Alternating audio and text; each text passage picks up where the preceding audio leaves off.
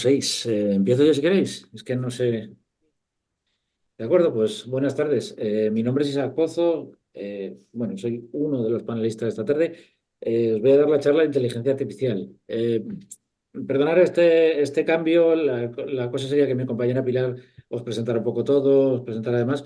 Empiezo yo, que tiene un poco más que ver con otra cosa, y luego ya mis compañeros os cuentan un poco mejor. Entonces, Pilar me tiene que dar acceso a compartir pantalla.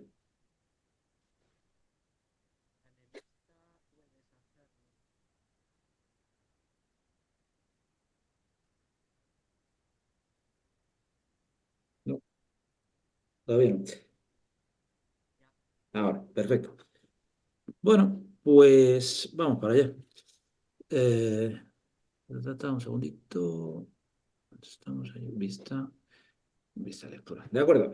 Óscar, tú que sí me ves, me confirmas que lo he visto, que estoy viendo la pantalla, ¿no? Perfecto. Vale, buenas tardes. Charla de el estado de inteligencia artificial en 2024. A mí cuando me plantearon esto dije, ostras, esta charla igual debería llamarla el estado de la inteligencia artificial en mayo de 2024. Y tampoco lo tenía tan claro. Y luego dije, pues igual tenemos que ir al estado de la inteligencia artificial el 9 de mayo de 2024. Y a lo mejor todavía tenía algo actualizado porque esto va tan rápido. Pero luego dije, pues mira, igual tiene que ser el estado de inteligencia artificial el 9 de mayo de 2024 a las 6:30. Y todavía no estoy seguro porque es que ayer estaba revisando y cada día salen cosas nuevas y esto va rapidísimo. Y es normal que vaya rapidísimo, o sea, no os asustéis, no esto, porque hasta los que nos dedicamos a esto estamos perdidos. Perdidos no es la palabra, sino que estamos maravillados, porque es un momento distinto en el que están pasando cosas muy rápidas y en el que hay que estar atento. A ver, esto es lo de quién es un experto. Pues nadie es un experto. O sea, las cosas más rápidas del mundo, ya lo veis ahí, es un leopardo, un avión, o lo que alguien se hace un experto en inteligencia artificial. Primer disclaimer, yo no soy un experto en inteligencia artificial, yo no soy desarrollador, yo sé hacer tres pijaditas. El problema es que además de trabajar en Apertum Digital, que es una de las compañías que os presentamos, trabajo en un think tank. En un think tank que nos dedicamos a ver cómo se está moviendo la sociedad en un montón de cosas nuevas. Una de ellas es la inteligencia artificial, he estado metido en la IA también, entonces, bueno, pues más o menos sé un poquito de aquí. Para la parte de vosotros, además, he estado metido en una cosa de cultura, inteligencia artificial, que luego lo iremos viendo. Vale, oye, ¿qué es esto de ChatGPT, LLM, Deep Learning? ¿Qué historias de tanto nombre, tanta cosa rara, tal? Vale, vamos a empezar a cortarlo un poquito muy rápido. LLM, Large Language Model, modelos de lenguaje grandes, que son una parte de Deep Learning, que es una forma de informática, es una parte de Machine Learning, que es otra forma de mirar las cosas, que es una parte de inteligencia artificial. Perfecto, no sabéis enterado de nada y es normal. Pero es que son terminologías. Y al final, cuando tenemos una parte que era Machine Learning, que es lo que hacíamos, Deep Learning, pues vale, y se ha juntado con una cosa que esto es el procesamiento del lenguaje natural. Mientras en la parte de la izquierda era una cosa de, con todos los respetos, de frikis, que hacíamos con nuestro ordenador, de repente empezamos a hablar con los ordenadores. Y aquí cambió la cosa. Y esto lo pasa ahora. Entonces, la idea de los Large Language Model simplemente es algo que es capaz de escucharnos. Pero no es listo, no es inteligente. Es algo que repite cosas. Es un loro que repite lo que es más probable. A la derecha tenemos una imagen de hace unos años, aunque bueno, ayer con lo del fútbol también sería bueno, que es cómo piensa un modelo de lenguaje. Cuando tú le dices fútbol, él dice que probablemente la siguiente palabra va a ser Madrid o Barcelona, o en este caso Marzo o Benzema, porque esto es de hace un par de años. Entonces lo que hace es que si tú le hablas sobre fútbol, hay algo parecido a eso. Entonces con eso construye frases, pero no razona, ¿vale? Entenderlo, es un loro. Simplemente coge cosas que ha oído y las modifica. Lo que pasa es que es un loro muy bueno. A ver, la inteligencia artificial no ha llegado de repente, ¿vale? Esto, el problema es que se ha hecho accesible hace muy poquito, pero lleva realmente desde los años 70, 80 es cuando se empieza, aunque el acuñamiento del término viene en el año 1956, empezaremos en los años 70 y luego poco a poco va subiendo. Lo del medio, que parece una cosa muy horrible, se llama Transformers y es un algoritmo que desarrolló Google que lo cambió todo. Y luego tenemos aquí a la derecha a dos señores que han cambiado el mundo en muy poquito. A la parte de arriba, Sam Altman de OpenAI, que ha sacado ChatGPT. En la parte de abajo, Jen Hansen Jensen, que es el CEO de NVIDIA, que NVIDIA era un fabricante de tarjetas gráficas que descubrieron que lo mismo que utilizaban para procesar imágenes para videojuegos, que necesitaban una latencia y una esta, de repente funcionaba muy bien para inteligencia artificial. Con lo cual, cuando se junta todo esto, resulta que el mundo ha cambiado de repente. Y ha cambiado con un montón de herramientas. Y un montón de herramientas que te pueden ayudar a muchas cosas, porque hay mucho más allá de ChatGPT. Tienes desde, luego os paso la presentación con todo esto, ¿vale? Tenéis desde Tome que te presenta, ayuda a hacer presentaciones, desde Grammarly que te ve si lo está bien escrito, o OL, que es es algo súper práctico. Si habéis tenido una reunión y habéis tenido que hacer un resumen, es alguien que graba la reunión y luego te da un resumen. Bueno, BatchGPT simplemente compone música. Hay miles, cientos de miles de modelos en una página que se llama Hugging Face, que es donde todo el mundo quiere publicar. Hasta estas capturas de ayer son 529.000 modelos. Y luego hace cosas como estas. Bueno, sois de arte, ¿no? ¿Sabéis que se ha descubierto un nuevo cuadro de Goya en un trastero? Mentira, soy yo. Soy yo generado por inteligencia artificial. Esto sé que es un temazo y que nos metemos aquí en un lío de derechos que lo tocaremos. Pero para que veáis que alguien sin conocimientos de arte, que jamás podría pintar eso, simplemente sabiendo un poco de informática puede generar esto. ¿Y esto es un problema o es una revolución para vosotros? Entonces vamos a ver un poco por qué. Algo más moderno, bueno, pues ahora hacemos ya no solo imágenes, hacemos vídeo.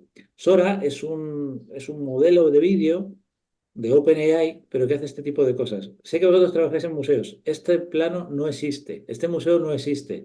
Está todo generado aleatoriamente. Le han pedido que haga un vuelo por un museo. Fijaros en los pequeños detalles que cada sala, el tipo de arte corresponde a una época. Entonces, esto de verdad no existe, lo ha generado una máquina.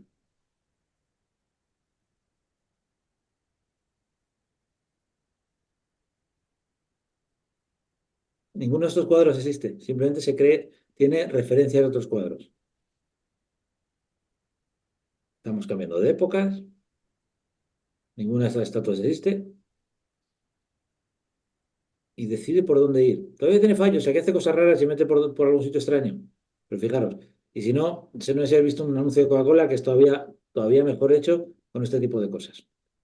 Vale, pero además de esto hacemos un montón de cosas más con inteligencia artificial. Lo primero es optimizar.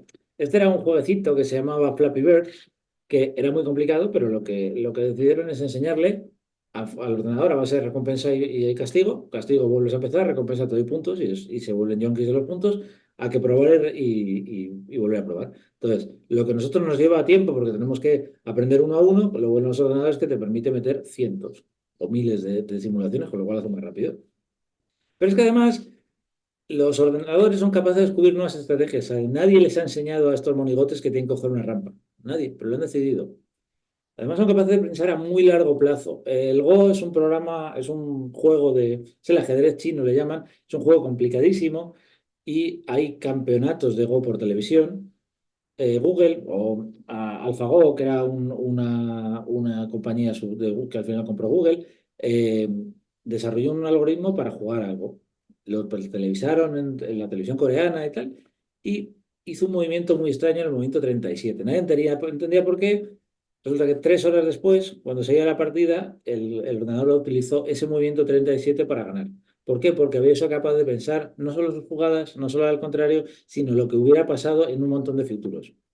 Después, mucho más ingenieril, podemos ver puntos de tensión. Esto es como se optimiza un microprocesador. A la izquierda es como son ahora, a la derecha es como crea la idea que tienen que ser, o generar cosas como una antena. Eso es la típica antena de radio que tenéis dentro del móvil, la de la cobertura, para entendernos. La izquierda es lo que solemos tener ahora, la derecha es lo que decide la IA porque genera más, capta más ondas y demás. Pero no solo es una parte digital, sino que tenemos aplicaciones industriales.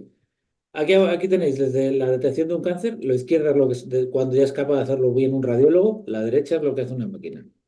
Esto es lo que ve un Tesla. O sea, esto es como ve tu coche, como ve un coche. La optimización de hardware, eso ya lo tenemos en el bolsillo. O sea, cuando lo tenemos aquí ya no nos damos cuenta. Mi teléfono aprende mis gustos y me optimiza la batería. El diseño, esto es un coche con la carrocería mínima y más fuerte. Gemelos digitales, tengo una fábrica, quiero probar cómo funciona una cosa u otra, lo hago digital. Y luego optimización del hardware, ya nos cuento cada vez que pedimos una cosa por Amazon que nos llega.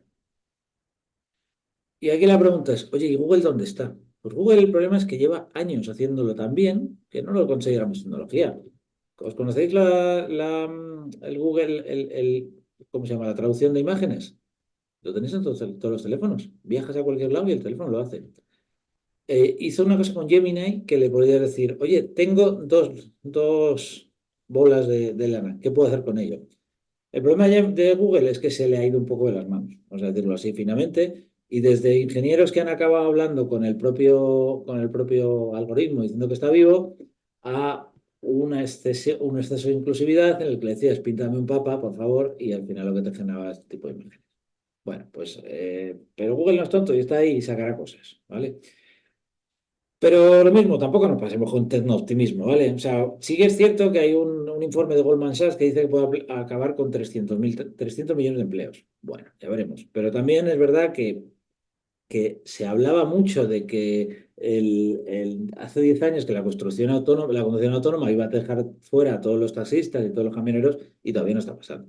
Entonces, bueno, hay que tomárselo con una mirada crítica. Lo que ha cambiado ahora es que antes creíamos que iba a afectar a profesiones mucho más automatizables, mucho más de trabajo con las manos y demás, pero de repente empezó a trabajar en creativo y sin diseño. Y esto es un problema de verdad. Y ahora vamos un poquito muy rápido para las cosas que tenéis que saber para museos. Lo primero, si alguien nos cuenta, antes rico con ChatGPT, vende ChatGPT, usa ChatGPT, es un charlatán. ChatGPT es una herramienta muy buena para hacer tres cosas, pero tiene un problema, es que no escala. Es decir, es una herramienta de pago. Es una herramienta de pago que es bastante cara. Tú, pagando lo básico, tienes un límite de 40 mensajes cada 3 horas. Lo básico me parece que son 10 euros al mes. Es imposible hacer un trabajo de verdad. Pero es que si imaginaos una empresa, pero es que si empieza a hacer más, habla de tokens, que son trozos de texto, lo tenéis aquí abajo, y al final el precio es bastante grande. Para que os deis cuenta, solo procesar un documento de 30 páginas tiene un coste de 2 o 3 euros. Y como no somos buenos metiendo seleccionado todo, sino que les damos todo, imaginaros cuando tienes que hacer algo parecido. Es decir, toda esta gente que dice, no, yo soy copywriter y me dedico a revisar esto, sí, los primeros 2 vídeos. Luego te va a llegar ChatGPT y te va a decir, oiga, paga usted. ¿Vale? Lo siguiente, seguridad de los datos. Luego Oscar os va a contar historias para no dormir, si queréis, de seguridad y demás. Lo primero, ChatGPT comparte información personal. Es decir, le puedo contar mi vida que no se lo va a contar al de al lado. Pero si recoge patrones, es decir, yo puedo subir el sueldo de mi jefe si trabajo en recursos humanos y que me calcule las nóminas, no pasa nada. Ahora, ChatGPT, cuando alguien le pregunte, oiga, y en una empresa como esta, con unas características como esta, con un jefe de tantos años y tal, ¿cuánto debería cobrar? Y igual te saca el salario de tu jefe, ¿vale? Ya, con cuidado. Repito, seguridad por adentro, el salario más débil de la seguridad son los empleados. Entonces, hay que tomarse en serio la ciberseguridad, pero esto de verdad para Oscar. A ver. La IA que acabará siendo una herramienta. Y aquí esto sé que es problemático otra vez para vosotros, pero Photoshop ha incluido Firefly directamente que le puedes generar una imagen con lo que quieras. Mm, yo no voy a desarrollar una IA, no tiene sentido, no es demasiado caro y eso lo pueden hacer grandes empresas, pero sí que puedo implementar modelos. Puedo comprar un Photoshop, puedo comprar algo para leyes, o puedo comprar GitHub Copilot si me dedico a programar. Es decir, ya está ahí, ya lo puedo usar. Lo único que hay que saber los límites. Límites, aquí hay un tema legal.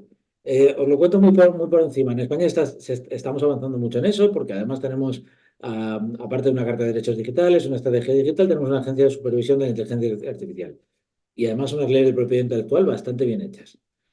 En Europa se ha hecho la IA Act, o la AIA, perdona, que es una directiva, no es ni siquiera una directiva porque esto es todo más complejo, es un reglamento, pero lo que hace es clasifica los datos en una serie de riesgos. Por ejemplo, no puedo hacer social scoring, no puedo elegir a alguien en función de su raza, no puedo elegir a alguien por reconocimiento facial, porque son datos personales.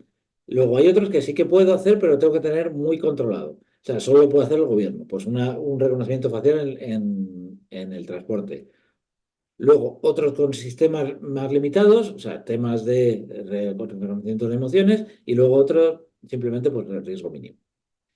Y hay una protección específica para derechos culturales. Y además tiene una cosa divertida, porque como estas compañías son muy grandes, si tú te sientes atacado por una de estas compañías, no tienes fuerza legal para ir contra ellos. Pero este acta invierte la carga en la prueba y tiene que ser el denunciado el que tiene que demostrar cómo lo ha hecho. Y vamos al tema. Arte generativo. En 2018, Obvious, que es un grupo artístico francés que se dedica a la tecnología del arte, generó una serie de obras que se llamaban La familia Bellamy y justo junto con la casa de subastas Christie's la subastó. Pretendían llegar a $7.000 y ganaron 350.000. Esta imagen no ha sido generada por nadie, la genera un ordenador. A la derecha tenéis Boto. Boto es un alemán que genera unos cuadros muy bonitos, pero no los pinta él. Y vende obras por 1.000.000 de euros. Que sí, que al final ya sabemos todos cómo son estas noticias y cómo es, pero está ahí. Abajo tenéis los estudios de mercado de cuánto puede ser el mercado del arte. El del arte generativo. Igual merece la pena meterse un poco. Pero ahora vamos al temazo. No sé si conocéis el movimiento contra la IA para el arte. Aquí hay un problema. Está claro que la copia está totalmente penada y además es muy fácil. Tú digo, usted me ha copiado, yo lo demuestro y ya está. El problema es cuando es el mimetismo. Mimetismo que le puedes llamar inspiración también. Es decir, yo me suelo comprar cada vez que veo una exposición, el catálogo, la exposición o el este, porque luego con eso yo saco ideas. ¿Vale? Es legal. El problema es cuando un ordenador lo hace muy rápido. ¿Eso es legal? Eso, bueno, pues me está de repente haciendo copias. Lo que os ponía antes yo conmigo hecho por Goya es una tontería, es un jueguecito, pero vaya, a la izquierda tenéis los guionistas de Hollywood que de repente dijeron, ahí va, nos quedamos sin trabajo porque el ordenador ya, leyendo nuestros propios guiones, es capaz de hacerlo. En el medio tenéis el primer caso de censura, autocensura, no sé cómo llamarlo, dentro de Reddit, de una comunidad de arte que tiene más de 200.000 usuarios. Un usuario con premios sobre arte postea esta imagen, que evidentemente está generada por IA. ¿Qué haces con ello? ¿Lo quitas? ¿No lo quitas? ¿De quiénes son los derechos? Y algo más local, la semana pasada el Ayuntamiento de Calviá en Mallorca eh, organiza un concurso para un carnaval, le presentan esto, está muy bien, y luego descubren que está hecho por inteligencia artificial. ¿Qué hacemos con eso? Hay opciones curiosas. La Universidad de Chicago ha desarrollado una herramienta que se llama Glaze, que lo que hace es que el humano no lo ve, pero envenena la obra creando patrones y demás, de forma que la inteligencia artificial no es capaz de hacerlo. Es una opción. Otra opción es ir con el progreso. O sea, podemos entender la inteligencia artificial como una máquina de fotos. Cuando aparece la máquina de fotos, a los pintores no les gusta tanto, pero sigue habiendo un humano detrás. El problema es que esto va tan rápido que en poco tiempo ya no va a hacer falta el humano para que haga eso. Con lo cual, la que os viene es interesante. Eh, no creo que os dé tiempo a convertiros en expertos, pero sí por lo menos saber un poco por dónde viene la cosa, qué hay sobre ello y por dónde me va a venir y cómo lo manejo. Bueno, esto os lo contarán mis compañeros, es simplemente cómo lo hago, porque no me voy a dedicar a hacer la IA lo primero y ahora mismo me tiro a ello, sino que tengo que primero que ver quién está haciendo, qué personal tengo, cómo lo hago y demás. Esto os lo contaré después. Perdonad. Más. Esto es, bueno, si queréis saber más, alguien que sabe bastante más que yo, un estudio de la Fundación Alternativa de Inteligencia Artificial y Creación Artística y un estudio de una publicación que lo llama el punto de la histeria, que es cuando empezamos a hablar sobre algo, en un principio no sabemos muy bien cómo funciona y luego al final acabamos pasando por un punto de plasticidad. Entonces, ahora mismo estamos muy cerca de lo que llaman la altura de la histeria, el punto máximo de la histeria, pero probablemente encontremos una forma para hacerlo. Nada más, aquí tenéis todas las presentaciones que se han usado, aquí tenéis el disclaimer de que algunas de las imágenes son inteligencia artificial y cualquier cosa, aquí estoy. No sé si ahora hay preguntas o si Pilar ya funcionas o no. A ver si dejo de compartir pantalla. Pilar, ¿no veis? Vale. Hay una mano levantada por Fernando. Fernando, ¿puedes hablar? No. Hola, Sí, ahora sí. Adelante. Sí, hola, buenas tardes. Nada, primero quería darte la enhorabuena por tu intervención y bueno, yo creo que ha sido bastante esclarecedora en cuanto a un poco los riesgos que tenemos ante la falta de comunicación y información que bueno, tenemos yo creo la mayoría de los ciudadanos a nivel personal y yo diría personal y a nivel profesional desde el punto de vista de lo que está ocurriendo con esta nueva tecnología que es la inteligencia artificial, ¿no? Y nada, yo me quería un poco también comentarte si desde las instituciones, tanto públicas fundamentalmente, como privadas, desde el punto de vista del mundo de las nuevas tecnologías, se está queriendo un poco dar alguna explicación de este momento, porque la verdad es que crea más inseguridades que firmezas, ¿no? Y bueno, y lo importante que es una formación en este sentido. Y era un poco que me explicaras cuál era tu punto de vista en relación a estas preguntas. A ver, esto es complicado. Gracias. Estamos en un punto muy nuevo y va muy rápido y es normal o sea, mientras antes una tecnología tardaba unos años, desde que inventan el coche, desde que Carl Benz inventa su coche hasta que empieza a dar por la calle, tardan unos 15 años, desde que se inventa la fotografía digital hasta que realmente compramos todos cámaras, pasan menos años, pero vuelve a ver así, desde que se inventa el GPS hasta que lo utilizamos, pasan menos años, pero es que aquí los ciclos de utilización son rapidísimos.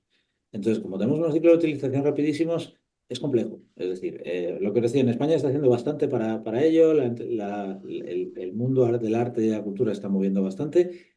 Desde en Estados Unidos hubo el tema de los guionistas, que se movió bastante, pero luego no se hizo. Entonces, el problema es que hay que conocer a tu enemigo, vamos a decirlo. Hay que saber, es muy fácil caer en esto será tal y luego no es tanto. A ver, no creo que la tecnología, y por Dios espero que no, sustituya al arte, pero va a ser una parte más. Y probablemente tengamos que abrir, igual que tenemos fotografía, pues probablemente tengamos que abrir una sección perdón, igual que tenemos arte digital, tendremos que tener alguna sección de arte generativo.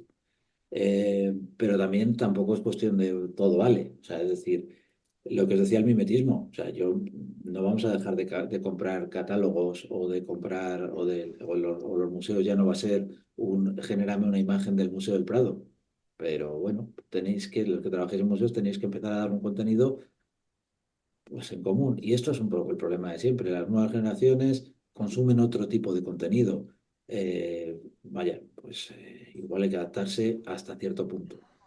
Desde la legislación siempre va a ir más lenta. Por más que se intente proteger, siempre va a ir más lenta. Con lo cual, cuando se tape un hueco, se abrirá otro. Entonces, es mejor estar preparado que bueno. Y sobre todo, saber hasta dónde se puede meter. Y cuando se pasen, ir a por ellos. ¿Alguna pregunta más? ¿Alguna cosa más del público? ¿No? Vale, pues Borja, Isaac, perdona, Óscar, ¿te parece que hagas tu presentación? Isaac, ¿me oyes? Estaba en mute. Digo, no sé si Pelar ha recuperado el Estoy micrófono. en ello, pero no. Seguís sin oírme. Se te oye un poquito. Ahora se me oye algo más. Sí, ahora se te oye, por lo menos. Vale, bueno, yo no, ya no sé cómo pelearme con esto, pero bueno, si alguien consigue oírme, disculparme, porque además ayer no me gustan las cosas así espontáneas y me gusta calcularlo todo. Ayer estuve con los informáticos, estuve haciendo grabaciones, pruebas. Bueno, me oís entonces mejor, ¿no? De lo que me oíais hasta ahora. Vale, vale. Bueno, antes de darte paso, Isaac, yo tenía aquí preparado una pequeña presentación para dar la bienvenida, bueno, a vosotros, por supuesto, y a todos los asistentes. Así es que si me permites, lo que tenía que haber hecho al principio, lo hago ahora y así por lo menos quedo bien con todo el mundo. Así es que, bueno, buenas tardes, lo primero, a todos aquellos que nos acompañan, no solo desde España, porque además Buenas tardes para los de España, pero buenos días para gente que se ha conectado desde Cuba, desde Colombia, desde México, desde Honduras, bueno, Chile, Argentina, Uruguay y algún que otro país del hemisferio sur. Así es que muchas gracias por estar presentes en este webinario al que le damos la bienvenida detrás de la intervención de Isaac y sobre todo gracias por acompañarnos. Aunque ya hay quien me conoce, mi nombre es Pilar Moreno y dirijo desde hace más de 23 años este proyecto que se llama Liceus, que nació en Internet para dar más visibilidad precisamente a las humanidades y que prácticamente desde sus inicios pues tuvo en los museos y en las instituciones culturales y en sus profesionales una gran parte de los seguidores que al día de hoy todavía siguen ahí. El motivo de precisamente de este webinario coincide con el motivo o con los inicios de Liceus, porque fueron principalmente apostar por la difusión de contenidos de calidad que aunque ahora ya en el tiempo parece muy lejano, pero en los primeros años de la existencia de liceus.com nos dedicábamos precisamente a dar visibilidad en la red pues de muchas de las actividades, exposiciones que se organizaban desde los museos y algunos además se acordarán todavía y que al no existir, porque parece mentira, pero en aquellos tiempos no existían las redes sociales, encontraron en el blog de Liceus, en las noticias que publicábamos, un espacio de difusión en nuestro portal y nos permitió establecer también contacto con un amplio grupo de profesionales que a su vez nos trasladaron sus necesidades formativas y sus inquietudes por mejorar las competencias para gestionar sus centros o los museos en los que desarrollaban su labor profesional. Así es que gracias a ello, desde 2004 comenzamos nuestra labor formativa como centro docente online y de la mano de universidades como la de Alcalá o entonces y la de la UDIMA actualmente, hemos formado a más de 3.000 profesionales de museos con nuestros programas de educación, conservación preventiva, gestión documental, colecciones, nuestro máster de museología, que precisamente este año cumple ya 20 años. Así es que nuestra preocupación por seguir en la vanguardia de la formación es uno de los motivos que nos traen hoy aquí y aunque han pasado años, las redes sociales llegaron para quedarse y ser una herramienta fundamental en la difusión de cualquier actividad museística y las nuevas tecnologías que ya no son tan nuevas, todo ello marcado por la irrupción de una pandemia mundial que obligó a cerrar todos nuestros centros culturales y nuestras salas expositivas, pero sobre todo descubrió a los conservadores y a los curadores que había vida más allá de las cuatro paredes de un museo y de las obras que lo contenían. Descubrieron, oh Dios mío, algo que se llamaba también digitalización. Nuestra sociedad vive tiempos que nos obliga a adaptarnos permanentemente a las novedades que nos llegan y experiencias inmersivas, inteligencia artificial, como la que acaba de mencionar Isaac, realidad virtual, ciberseguridad, de la que ahora nos hablará Oscar, entre otros, son conceptos con los que tenemos que trabajar desde nuestros museos y desarrollar una transformación digital que ha llegado ya para quedarse. Así es que todo ello nos puede producir cierto miedo cuando de alguna manera nos obliga a salir de nuestra zona de confort en la gestión diaria de nuestros museos, pero irremediablemente estamos abocados a subirnos a un tren que ya está en marcha y que no va a parar. Y ese es nuestro cometido. Y por eso, de la mano de empresas punteras como Apertum Digital y los profesionales que nos acompañan hoy, a los que también quiero daros las gracias por compartir con todos nosotros sus conocimientos y experiencia, desde Liceus también estamos desarrollando junto con ellos unos programas de formación. O sea, esto que vais a ver hoy es simplemente la avanzadilla de esos programas que estamos preparando para esos profesionales de museos y para todas aquellas personas que quieren formarse para trabajar en los centros culturales del futuro y en los retos a los que nos vamos a enfrentar. Y esta tarde, pues vamos a ver algunos de ellos y estos panelistas maravillosos que tenemos, pues nos van a dar algunas de las pautas para poder enfrentarlos. A Isaac Pozo, que es gestor de proyectos de innovación con más de 15 años de experiencia, ya le habéis conocido. Y ahora nos va a acompañar Isaac. Muchas gracias por estar esta tarde, perdón, Isaac, Oscar, por estar esta tarde con nosotros. Él es director de la Oficina de Proyectos de Pi Digital Future y CEO de Nomtech, Consultants y Servicios. Pues Isaac, yo te voy a ceder la batuta prácticamente para que tú puedas continuar y a partir de aquí todo tuyo. Te voy a ceder la parte de anfitrión, que creo que la necesitas.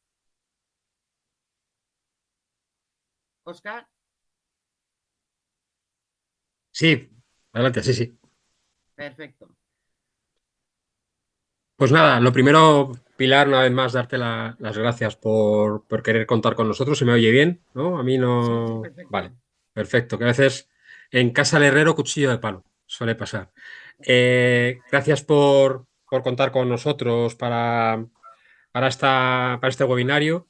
Eh, Se trata, como tú bien decías, de dar una pequeña pincelada, ¿no? de los temas fuertes en los que cada uno de nosotros estamos trabajando. Como bien has planteado en tu presentación, yo soy informático forense. Fui de la primera hornada de 200 informáticos forenses que salieron en España de la universidad y, por lo tanto, cuento con ese honor de ser un poco la avanzadilla en este país de ese sector, eh, cuando prácticamente era una cosa, como decía Isaac, de frikis, ¿no? Que nos gustaban estas cosas y nos trataban quizá a veces como locos, ¿no? Pero la realidad, por desgracia, al final nos ha superado, ¿no? Y lo que antes parecía ciencia ficción, hoy, por desgracia, y sobre todo a raíz de la pandemia, como tú bien decías también en la presentación, pues esto ha tomado unos tintes que en algunos casos incluso, y para algunas empresas de casi todos los sectores, pues ha podido tomar tintes dramáticos, ¿no? Yo antes de empezar con la presentación quiero poneros una página web que voy a compartir ahora mismo. Dame un segundito. Es de una página que se dedica, bueno, al tema de los antivirus, que es Kaspersky.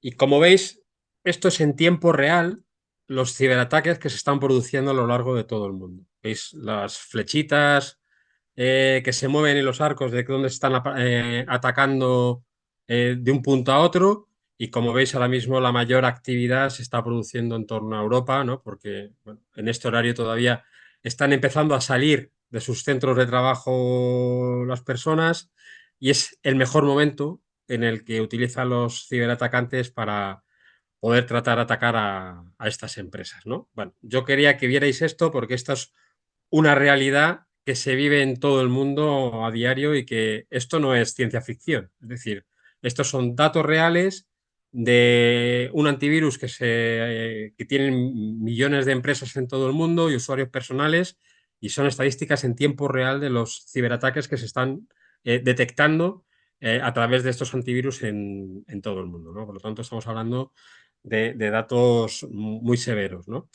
Simplemente quería que vierais como comienzo esta página web para dar entrada, en este caso, a mi presentación, que voy a comenzar a poner ahora. A ver si consigo. Ahora. La estáis viendo ya pantalla completa, ¿verdad? Pues, como os decía, vamos a ver básicamente en esta pequeña exposición 4 elementos que yo creo que es importante que se conozcan para tener una realidad bastante certera de lo que es el mundo de la ciberseguridad, cómo nos puede afectar y cómo podemos establecer un itinerario de éxito para asegurar cada uno de los entornos de nuestro trabajo, incluso entornos personales de todo nuestro entorno, ¿no? Son esos 4 elementos: la realidad de los ciberataques, casos reales, todos los componentes de la ciberseguridad, los itinerarios para el éxito para asegurar una empresa y qué hacemos desde Apertum Digital en materia de ciberseguridad, que yo creo que también es interesante porque al final es todo lo que se engloba, ¿no? Como os decía, a raíz de la pandemia se han incrementado en más de un 600% los ciberataques, especialmente en entornos móviles y profesionales. Hay que decir que de este incremento fundamental de ciberataques, las personas son la puerta de entrada en un 95% de estos ciberataques, es decir, que fundamentalmente los ciberataques se basan en un elemento que va más allá de cómo tengamos asegurado nuestro sistema, y es el desconocimiento de los posibles entornos de ciberataque que podemos sufrir. y esto, por desgracia, está suponiendo pérdidas económicas multimillonarias, así como un perjuicio severo e importante a la reputación de empresas, profesionales o en entornos personales, pues sin lugar a dudas, en muchas ocasiones, pérdida de elementos muy importantes y con un valor sentimental importante, ¿no? Por lo tanto, como os decía, la primera acción que debemos de tener en cuenta para prevenir cualquier amenaza o ciberamenaza es conocerla y reconocerla a tiempo. Si no conocemos bien los ciberriesgos y ciberamenazas, no podremos, por lo tanto, identificarlos y de esta forma no podremos prevenirlos. Esta es un poco la evolución de los ciberataques en el mundo. Son datos de la investigación estatista del Fondo Monetario Internacional y del FBI, que habla, que veis cómo hasta la pandemia, hasta el año 2019, los datos, bueno, iban en un incremento paulatino año tras año, pero a raíz de la pandemia en el 20 y en el 21 se disparan los ciberataques. ¿Por qué? Porque nos encontramos con una realidad en la que se tiene que poner en marcha un sistema de trabajo en domicilio, de teletrabajo, en el que en nuestros domicilios no estamos preparados para hacer frente a una realidad como son las ciberamenazas, no tenemos la infraestructura adecuada para poder prevenirlo, las empresas no tienen también los propios mecanismos suficientes para poder garantizar la seguridad de todos sus trabajadores y trabajadoras y, por lo tanto, ante ese desconocimiento y ante la falta de recursos, pues los ciberactivistas se activan mucho más y tienen la posibilidad de cometer muchos más ciberdelitos porque estamos en mucha más vulnerabilidad todos nosotros y nosotras. Sin embargo, como veis, a partir del 2022 esos datos se estabilizan y prácticamente vuelven a los datos de esa proyección que venían produciéndose años anteriores de evolución y de escalada de forma paulatina. ¿Esto significa que podemos estar tranquilos? No, evidentemente esa tendencia al alza sigue existiendo y, por lo tanto, cada vez además afecta a más sectores de la población. Antes se centraban en una determinada tipología de empresa y de pyme y cada vez son más los sectores, como por ejemplo que nos ocupa hoy el sector cultural, que está sufriendo estos ciberataques.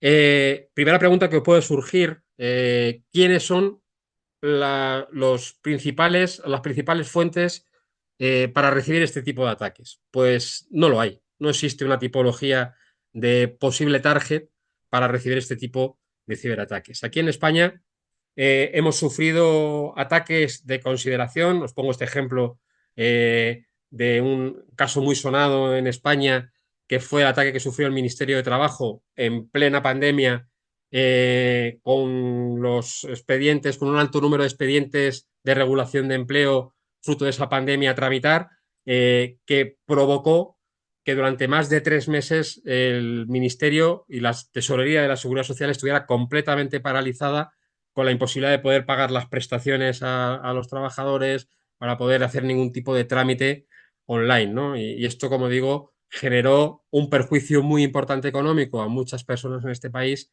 pero además provocó pues, un daño reputacional al propio ministerio, que invirtió en ciberseguridad más de 2 millones de euros y, sin embargo, no pudo hacer frente a este ciberataque. Un dato para que lo tengáis en cuenta. A pesar de haber invertido esos 2 millones de euros en ciberseguridad, este ataque, que fue un ransomware, que es una tipología de ataque que encripta todos los datos que se encuentran en todo el sistema, pues se produjo por una persona que dio a un enlace que no debía de un correo electrónico que recibió y que no fue frenado a tiempo para poder saltar ese ciberataque en todo el sistema del ministerio. Por lo tanto, si esa persona hubiera conocido los riesgos, seguramente no hubiera hecho clic en ese enlace y este incidente no se hubiera producido. Pero es que no solo la administración pública ha sido, en este caso, atacada, ¿no? O hay muchos casos en España de ayuntamientos, de administraciones autonómicas, diputaciones provinciales que han sufrido este tipo de ataques, pero como veis, una gran multinacional del sector tecnológico como es Microsoft, recientemente, estamos hablando de marzo de este año, pues ha sufrido un hackeo a nivel de directivos y que en este caso la noticia habla de que se va a estudiar el impacto en sus resultados, pero bueno, el impacto ya salió y se hablaba de miles de millones de euros, ¿no? Porque la información que tenían esos directivos y que fue, en este caso, captada por esos ciberatacantes, pues ha supuesto posibles pérdidas de futuro en cuanto a prototipos, en cuanto a ideas de negocio, es decir, que en manos de sus rivales tecnológicos, pues esa situación puede provocar esas pérdidas multimillonarias, ¿no? Pero es que, aplicándose en este caso al sector que nos ocupa, también se han producido ciberataques, ¿no? Voy a poner una noticia también reciente. En este caso, como podéis ver, es durante el finales del año pasado y primeros de este 2024 se registraron múltiples ciberataques, en este caso en museos en Estados Unidos, ¿no? ¿En qué sectores o qué parte de estos museos les afectó en su funcionamiento? Pues fundamentalmente uno tiene que ver con todo el sistema digital de venta de entradas, que quedó absolutamente paralizado. En segundo lugar, con información personal, tanto de usuarios que se registraban para hacer esa compra de entradas, como de trabajadores y trabajadoras de esos museos, que también vieron vulnerados, en este caso, sus datos. En tercer lugar, en la base de datos del propio museo, que contaba con una digitalización extensa de obras del propio museo, y que fueron también extraídas por parte de esos ciberatacantes. Y en cuarto lugar, y quizá este elemento también muy grave, en digitalizaciones de restauraciones de obras que podrían salir hacia adelante y que podría dar sobre la pista en posibles falsificadores, etcétera, etcétera, de obras de arte, ¿no? Por lo tanto, el impacto que sufrieron en este caso los museos en estos ciberataques, pues ha sido importante, ¿no? ¿Por qué? Como os decía antes, en sectores como el cultural se está aumentando los ciberataques en los últimos tiempos. Pues en primer lugar, porque tienen datos sensibles, ¿no? Las organizaciones culturales manejan gran cantidad de datos, incluyendo información personal de los usuarios, transacciones financieras en el caso de venta de entradas o documentación histórica, como os contaba antes, con el caso de Estados Unidos. Tienen la mayor parte de ellos, porque no han hecho esa transición hacia la defensa en ciberseguridad, una infraestructura frágil.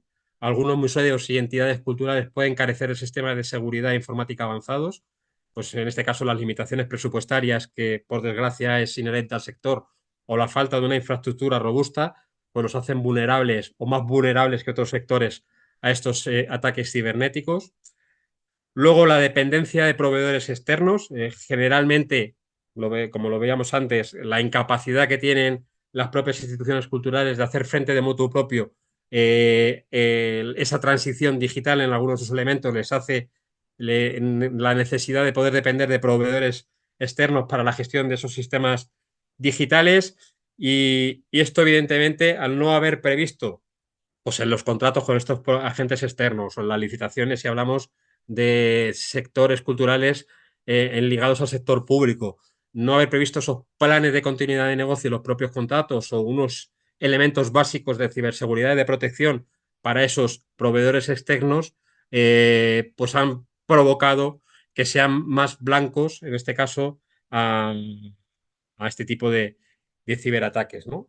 Y lo último, que tiene que ver con la falta de actualización del sistema. Los sistemas de algunos museos y entidades culturales, pues generalmente, como decíamos, con esa poca capacidad presupuestaria que suelen tener en la mayoría de los casos, pues no producen renovación del parque informático, hacen que no dispongan quizá de un mantenimiento adecuado de todos esos sistemas. Eso les lleva a no ser convenientemente actualizados y, por lo tanto, tener más vulnerabilidades conocidas que los ciberdelincuentes pueden utilizar para explotar y, por lo tanto, acceder a estos sistemas. Continuamos. Si quiere pasar la diapositiva.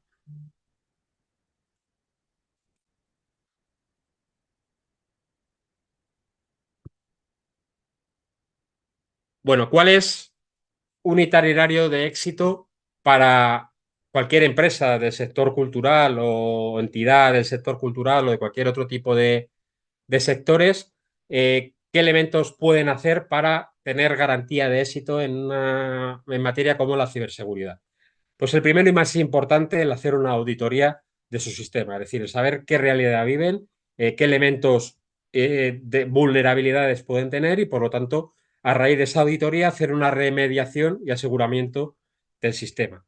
¿Qué más elementos pueden hacer?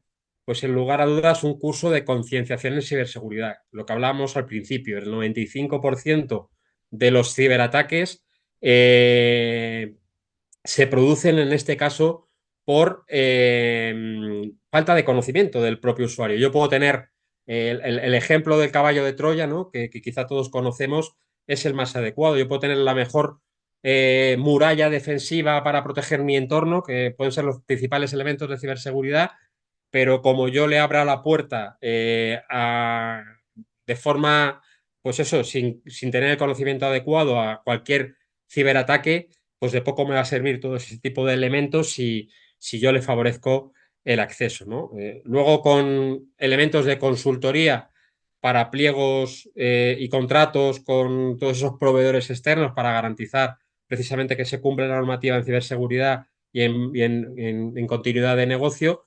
Y luego, en un refuerzo que nosotros hemos detectado que quizá también es necesario en todos estos elementos, es un refuerzo sobre la normativa en materia de protección de datos, que también hace que en el día a día y en el funcionamiento se establezcan protocolos para garantizar también la seguridad de algo que cada vez es más importante para todos y todas, como son nuestros datos de carácter personal, ¿no?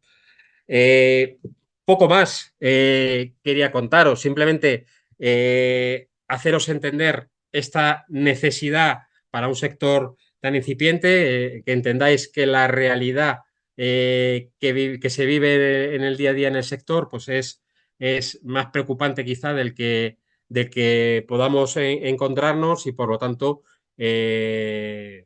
plantearos eso, ¿no? Que reflexionéis sobre en qué situación estáis cada uno de vosotros y vosotras en vuestro entorno, y que, por lo tanto, en la medida de lo posible, os planteéis como uno de los elementos prioritarios el poder afrontar, en este caso, un avance en vuestras medidas y en las medidas que planteéis en materia de ciberseguridad. Por mi parte, poco más, Pilar. Pues muchísimas gracias, Óscar, porque siempre parece que el tema de la ciberseguridad es una cosa de empresas y como otras muchas cosas. Muchas veces los museos, los centros culturales, centros de interpretación piensan que hay temas que no va con ellos y no se están dando cuenta que están manejando muchísimos datos cuando tienen una asociación de amigos del museo, cuando estamos hablando de temas como pueden ser la venta de entradas, que se dan en muchos casos.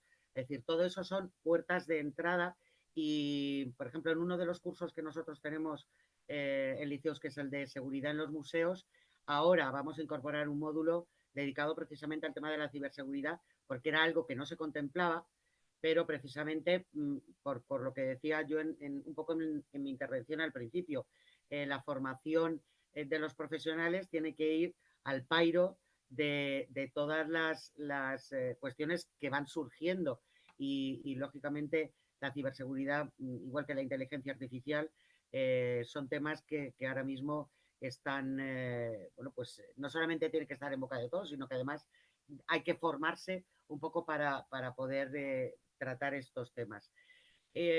A continuación le vamos a dar la palabra bueno, pues al último de los panelistas de hoy, que es Borja Díez Ramos. Muchísimas gracias, Borja, por acompañarnos esta tarde.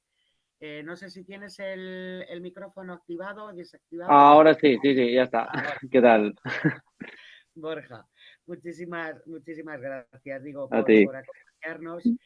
Borja es, bueno, pues profesor de marketing y ventas, B2B, B2C, mentor, es un experto en automatizaciones digitales, en la utilización del WhatsApp, experto en ventas y automatización en todos los procesos comerciales a través de la metodología digital. Y los museos venden, tienen que vender, tienen que vender entradas, tienen que llegar a sus potenciales o futuros visitantes y tienen que hacerlo a través del marketing. Hay un marketing de museos y creo que es fundamental el hablar, que es de lo que creo que nos vas a hablar tú ya esta tarde, más de todo lo que tiene que ser la transformación digital también dentro de los museos, Borja. Sí, correcto. Nada, muchísimas gracias por invitarme y bueno, y hacer que podamos participar y estar aquí con todos vosotros. Voy a compartir la pantalla. Si me puedes habilitar, Pilar. Ya te voy a dar el permiso. Vale, vale, no, tranquila. Ay, Pues sí, como decía Pilar, al final la sesión en la que me voy a centrar es bueno, la importancia de aplicar un plan de transformación digital y qué aspectos se deben de tener en cuenta para que, digamos, pues sea lo más exitoso posible y sobre todo entender que el plan de transformación digital no es meter solo tecnología, como, como a veces sucede en las empresas. Yo creo que ya veis la pantalla, ¿verdad? sí, sí. Vale, Perfecto. vale, perfecto.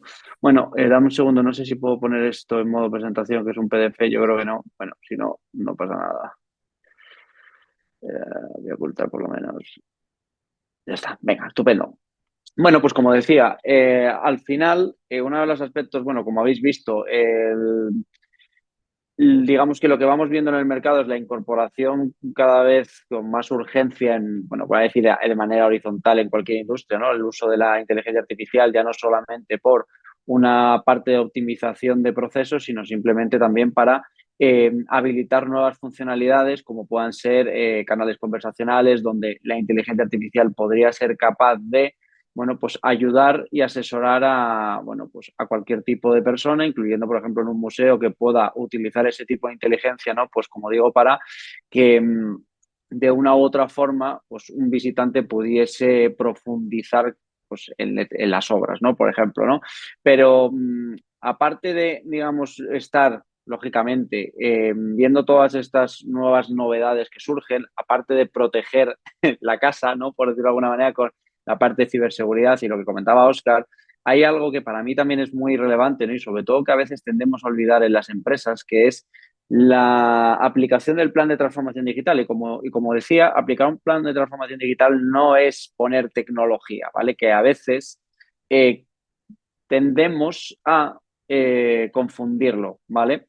Al final, un plan de transformación digital es algo que es 100% horizontal en una organización, ¿vale? Y abarca todas las áreas que puedan haber dentro de ella, ¿vale?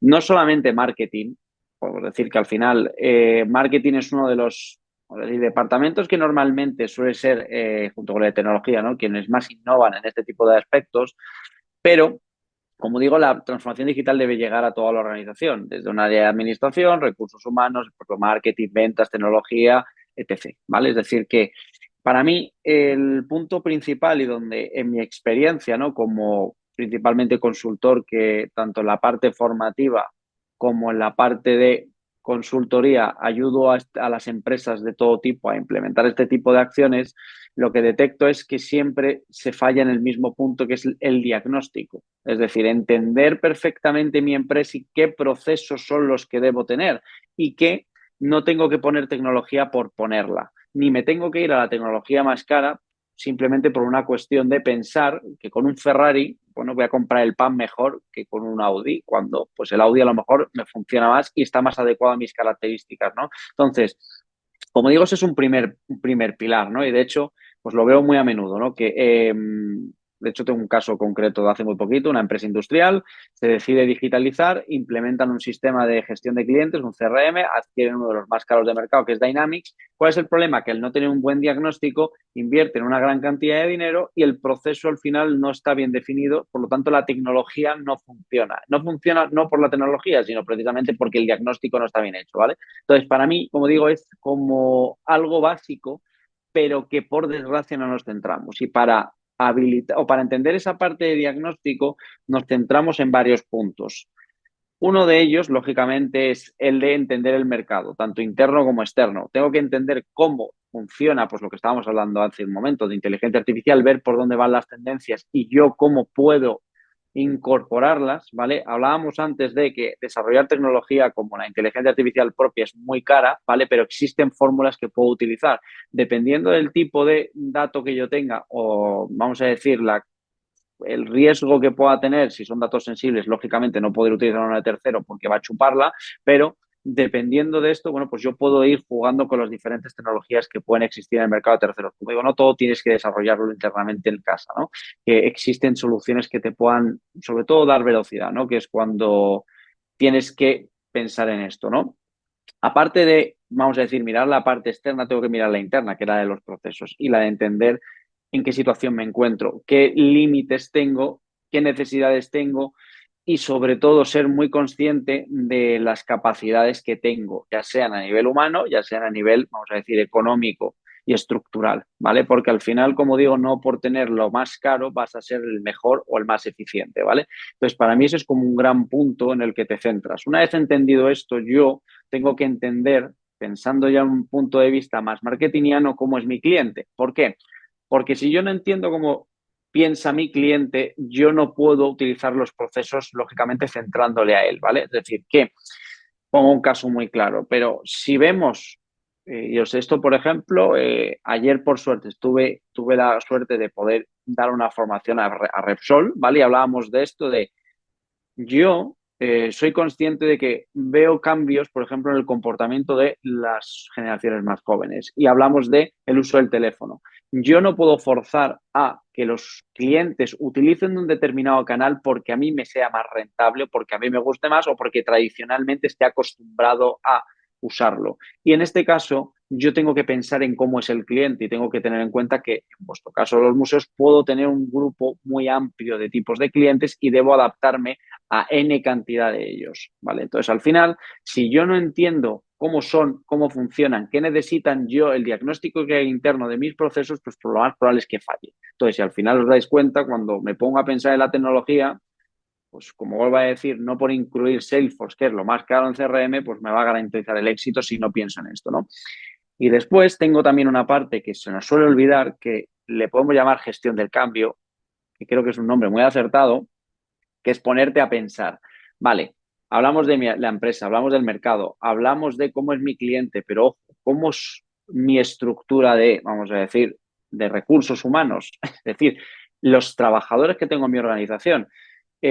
Muchas veces, bueno, te diría que es muchas, prácticamente todas las veces que un plan de transformación digital falla es la parte de diagnóstico clara y dentro de ese diagnóstico de procesos, entender mi empresa, tengo que entender a mis empleados. ¿Por qué? Porque si yo a mis empleados no les tengo en cuenta y no les, vamos a decir, incorporo a este proceso, pues la transformación digital va a fallar. ¿Por qué?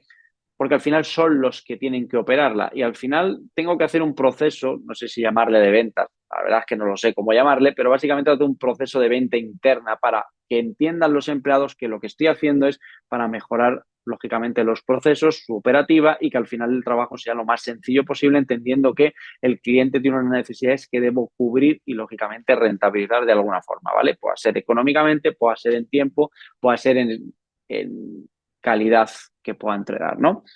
Entonces, entendiendo esto, por ejemplo, si yo me voy al Museo del Prado, puedes darte cuenta que uno de los principales cambios, y de hecho han ganado premios, es, vale, sabemos cómo es el cliente actual y cómo han irrumpido tecnologías como TikTok dentro de una estrategia de comunicación.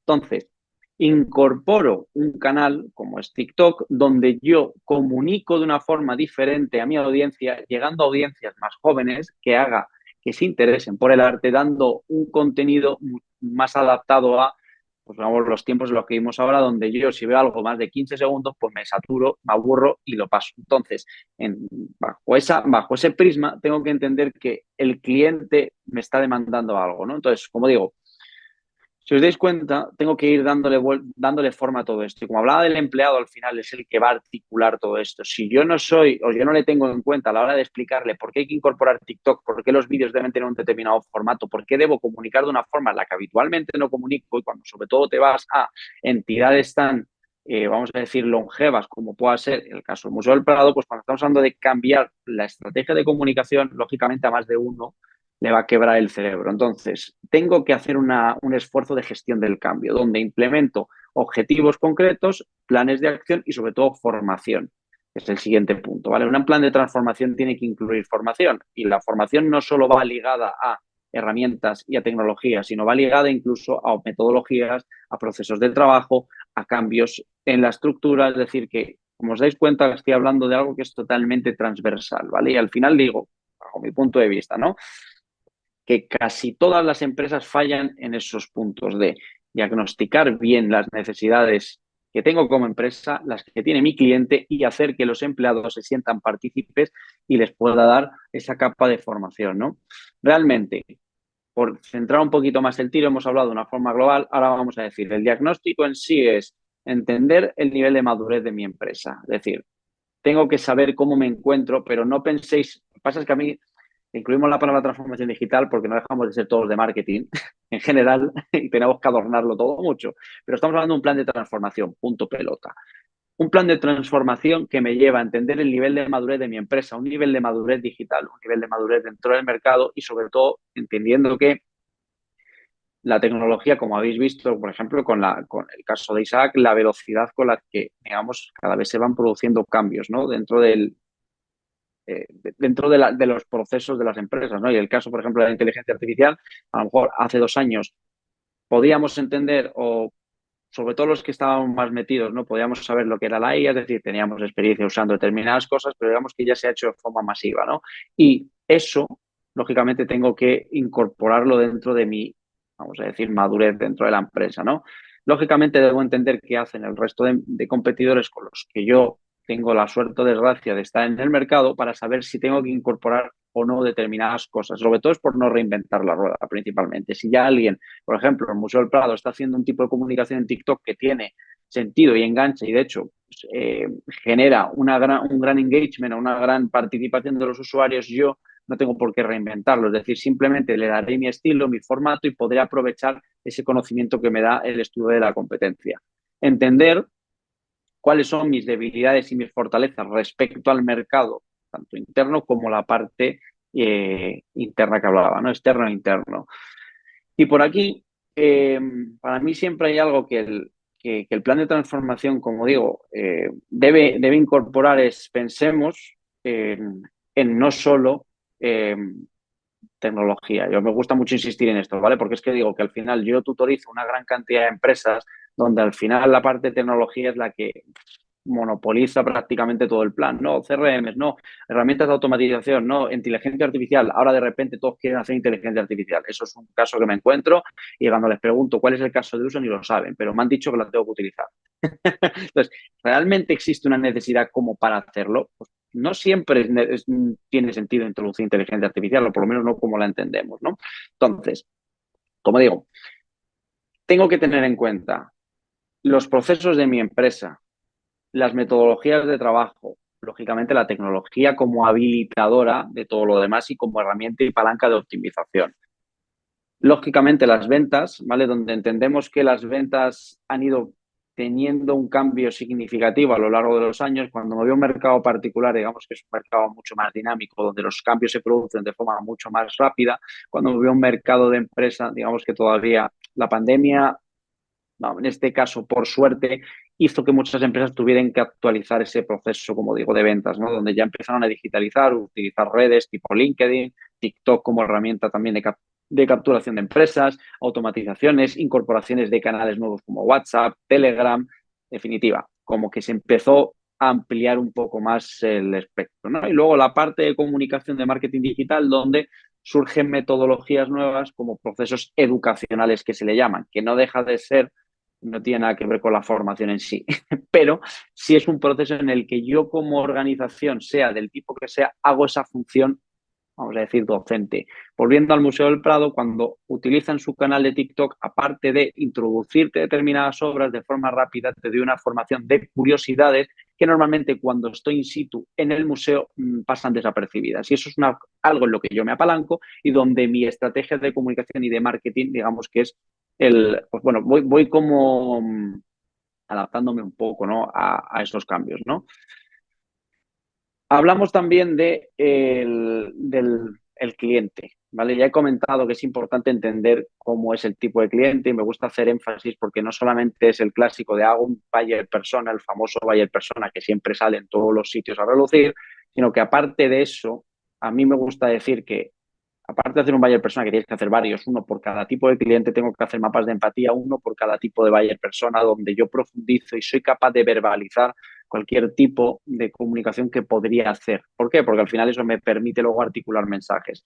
Pero principalmente hay que apalancarse en algo, porque al final la mente del ser humano sigue siendo igual después de tropecientos miles de años. Al final nosotros seguimos pensando de una forma en la cual somos egocéntricos por naturaleza, no quiere decir que sea ni bueno ni malo, simplemente es un instinto que tenemos y al final cuando yo como particular o como empresa, da un poco igual, tengo una necesidad, pienso lógicamente en mí. Entonces la forma de comunicación que tiene que surgir es la de poner al cliente en el centro y dándole importancia a la preocupación que él tiene. Y cuando yo soy capaz de entender eso es cuando empiezo a construir esa estrategia en la que ponga al cliente, como digo, y al final doy solución. Hablamos de una parte de formación donde yo me pongo en una capa de ayudarte a entender y por otro lado me pongo en la capa de resolver, ¿vale? Y resolver puede ser simplemente un problema de que me aburro. Entretenimiento es una solución a un determinado problema que es el aburrimiento. O sea, quiero decir que al final es algo que puedo abarcar en cualquier tipo de línea. Puede ser un nivel cultural, conocimiento cultural, puede ser entretenimiento, puede ser problemas más en el mundo corporativo de solucionar problemas que me generen rentabilidad. Es decir, al final en realidad son todo problema-solución, problema-solución, ¿no? Esto entendiéndolo desde un punto de vista que ya tengo mapeado el tipo de cliente, lo que me tengo que centrar es qué viaje tiene él. Es decir, cómo pasa de alguien que, vamos a poner el peor situación, no me conoce, hasta cómo consigo que sea alguien fiel. O incluso cuando deja de ser fiel, cómo puedo intentar, bueno, o finalizar el proceso, porque ya no va a ser, no va a interactuar más conmigo, o cómo hago que siga haciéndolo, ¿vale? Al final, como digo, es un proceso amplio donde van abarcando todas las áreas. Cuando digo todas las áreas, estamos hablando de involucración de todo, es decir, marketing, ventas, administración, finanzas, tecnología, recursos humanos, es decir, todos de una forma directa o indirecta intervienen en el proceso con el cliente, con el visitante, con quien sea, da igual el sector al que yo me dedique. Eso es totalmente horizontal, da igual, ¿vale? Pero sí lo tengo que tener claro y esta es la parte en la que debo pensarlo, ¿vale? Y una vez que yo entiendo ya esto, establezco la gestión del cambio entendiendo, vale, identifico mi diagnóstico, identifico el tipo de cliente y necesidades que tiene, son problemas y soluciones y ahora cuando empiezo a introducir el concepto ya de la tecnología. Fijaos todo lo que hemos hablado hasta que venga la tecnología es la que te va a habilitar los procesos para que tú seas más óptimo, ¿vale? O que puedas tener un alcance mayor, pero no al revés. No introduzco tecnología y luego me pongo a pensar, a ver, es decir, porque al final pasa que escojo la tecnología y la intento estrujar hasta tal punto que rompe. Poniendo el caso que os hablaba antes de una empresa industrial, como digo, adquieren uno de los CRMs de mercado más importantes, Dynamics, de Microsoft, y como no tienen todo lo demás pensado, pues bueno, pues lo contrato y simplemente lo que hago es estrujarlo, porque según me voy dando cuenta de cosas que no había pensado antes de hacerlo, pues no, pues intentando ajustar y ajusto hasta que deja de tener sentido. Entonces, como digo, parece una chorrada, pero me gusta insistir mucho en la importancia que tiene hacer lo anterior, que al final es como siempre paso por encima y me voy directamente a la chicha, ¿no? Entonces, aparte de pensar en la parte tecnológica, también tengo que al final tener en cuenta la escalabilidad que puedo tener, ¿vale? A un nivel económico, a un nivel de maduración a lo largo del tiempo, porque al final los modelos de negocio cambian, los procesos cambian, los comportamientos cambian y yo tengo que estar adaptado a todos esos cambios. Y eso al final es lo que me va a dar esa permanencia dentro del tiempo, ¿no?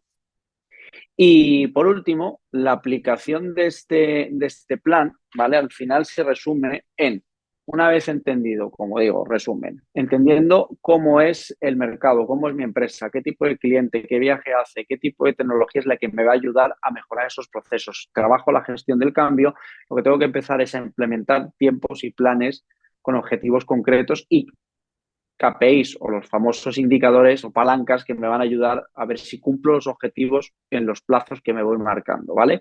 Aparte de eso, tengo que trabajar lo que denominamos quick wins, que al final es pequeños hitos que tengan un impacto alto para la organización y un coste-esfuerzo relativamente bajo, ¿vale? Por una cuestión también de avances, ¿vale? Porque, por ejemplo, si yo implemento una tecnología como pueda ser un CRM, por poner un ejemplo, pues habitualmente son procesos largos donde, digamos, puede haber cierta desesperación, ¿no? Entonces, bueno, ejemplos que se pueden tener, ¿no? Aparte de eso, debo definir los ámbitos, los responsables, los presupuestos Y lógicamente, bueno, pues volviendo a las fechas, ¿vale? Pero al final ya he desgranado por qué actores son los que van a participar en ese plan, ¿no? La inversión económica, sobre todo también teniendo en cuenta que una de las cosas que habitualmente, sobre todo en tecnología, no sé, a veces las empresas no son conscientes es las desviaciones económicas y los costes ocultos que existen, ¿vale? Por lo que hablaba antes del mal diagnóstico, ¿no? Definir quiénes son las personas, no solo los de los ámbitos, sino luego quiénes lideran la transformación de forma transversal, ¿vale? Y, cómo no, el famoso programa de formación interna, ya sea por tecnología, ya sea por metodología, ya sea por procesos, sea por lo que sea, tengo que mantener una formación continua internamente para que esa gestión del cambio dentro de los empleados, pues bueno, se produzca de forma satisfactoria, ¿no? Y bueno, en definitiva, pues eso sería el proceso de transformación digital, sobre todo lo que yo quería hablar, las principales claves. Y para mí, lo más importante es, como digo, no pensar en esto como algo tecnológico. De hecho, la palabra digital yo me la cargaría, pero bueno, por desgracia es la coletilla que tiene. Y para mí sería un plan, vamos a decir, de transformación simple y llanamente, donde voy a trabajar procesos, voy a trabajar con mi cliente, voy a trabajar internamente con mis empleados, que deberían ser también tratados como si fuesen clientes prácticamente, la tecnología como habilitadora, gestiones del cambio y sistema formativo, ¿no? Así que bueno, pues esto sería todo y sobre todo, bueno, pues hacer hincapié en eso, ¿no? Muchísimas gracias, Borja. Antes de pasar un poquito a preguntas que puedan hacernos los asistentes que están, yo quería haceros una pregunta prácticamente para los tres, un poco cada uno en el área que le ha tocado. Muchos de los que están hoy asistiendo, o muchos de los que luego verán, porque hay algunas personas que ya me han comentado, no puedo, me tengo que ir, pero por favor quiero ver la grabación después porque me interesa mucho. Una pregunta para los tres casi común. Estáis hablando muchas veces de empresas porque es verdad que venís del mundo de la empresa. Los museos creo que en definitiva al final son empresas culturales y por lo tanto hay que utilizar los mismos sistemas para todas. Pero en muchos casos, y tú lo has dicho antes, Borja, mencionabas el caso del Museo del Prado, donde ahí, bueno, pues Museo del Prado, el Museo Thyssen, el Museo Reina Sofía, los grandes museos, sí que es verdad que tienen estructuras bastante similares a las estructuras empresariales, con departamentos de recursos humanos, etcétera. Pero luego hay museos que son museos pequeños, es decir, museos que a lo mejor tienen 2, 3 personas, que es el equivalente, digamos, en el mundo de la empresa, pues al autónomo que tiene pues un par de trabajadores como mucho y entonces son como Juan Palomo, yo me lo guiso, yo me lo como. ¿Cómo tienen o cómo deberían, o por ser más pequeñas, no deberían de tener en cuenta tanto el tema de ciberseguridad como el tema de transformación o lo que tenga que ver con la inteligencia artificial? Si os Empezamos parece, contigo. arranco yo. Venga, estupendo. Estupendo. Fíjate que en los planes de transformación digital, y os digo que en mi experiencia también lo he hecho para ONGs, ¿vale? Es decir, que no deja de ser una estructura distinta donde incluso a veces pues ahí no puedes hablar de clientes, ¿vale? Hablas de otras cosas, ¿no? Pero y de hecho los ha habido de todos los tamaños. Al final, el plan de transformación digital, las bases por lo menos que lo conforman son idénticas para todos. Lógicamente, que dependiendo de la capacidad, vamos a decir, de músculo, de recurso o recurso humano que puedas tener, puedes abarcar cosas más ambiciosas o menos. Pero por suerte, en el mundo en el que vivimos, la tecnología está lo suficientemente, vamos a decir, estandarizada como para que yo pueda implementar muchas cosas con costes relativamente bajos. Lo único que existe, bajo mi experiencia, es sobre todo los que son más pequeños, ¿no? Que hay un gran desconocimiento a nivel digital que puede existir, pero también a un nivel metodológico de cómo debo seguir los pasos, sobre todo en la parte de transformación, ¿no? Entonces, a veces es muy importante hacer una formación, ¿vale? Quizás no hace falta hacer un máster ni nada de esto, ¿vale? Pero sí formaciones que me ayuden a entender cómo debo orientar, aunque sea un museo en el que trabajan 3 personas, porque te soy honesto, yo puedo implementar un canal de comunicación que pueda partir de TikTok sin ningún tipo de inconveniente, donde tengo una persona que puede canalizar gran parte de ese esfuerzo y simplemente estoy incorporando una innovación dentro de mi museo en el que yo puedo tener cierto control y, lógicamente, digamos que estoy haciendo, como digo, la propia transformación comunicativa en este caso. Si quiero incorporar una tecnología de gestión, vamos a decir, mínima, esos CRM que llamamos, existen versiones bastante baratas, con precios muy ajustados para empresas, en este caso vamos a hablar como si fuese una empresa, pero empresas pequeñas, de menos de 5 empleados, es decir, que al final existen muchas soluciones. El problema es conocerlas y también tener esa formación en una transformación que tienes que llevar en tu organización, ¿no? Entonces, bueno, eso es un poco donde yo veo más los desafíos para una empresa pequeña o para un museo pequeño, una entidad pequeña, pero solamente para mí sería la parte de formación en mi área de transformación digital, porque realmente recursos no necesariamente tienes que tener, me refiero a altos, ¿vale? Como te puedes ir a Museo del Prado, por ejemplo, ¿vale? Te puedes ir a otros escenarios en los que puedes aplicar transformación hasta un alto nivel, ¿vale? Pero es lógicamente con una inversión más corta. O sea, tu conclusión, Borja, sería que una persona bien formada en un museo pequeño hace más transformación digital que cualquiera de las soluciones o programas que se puedan adquirir.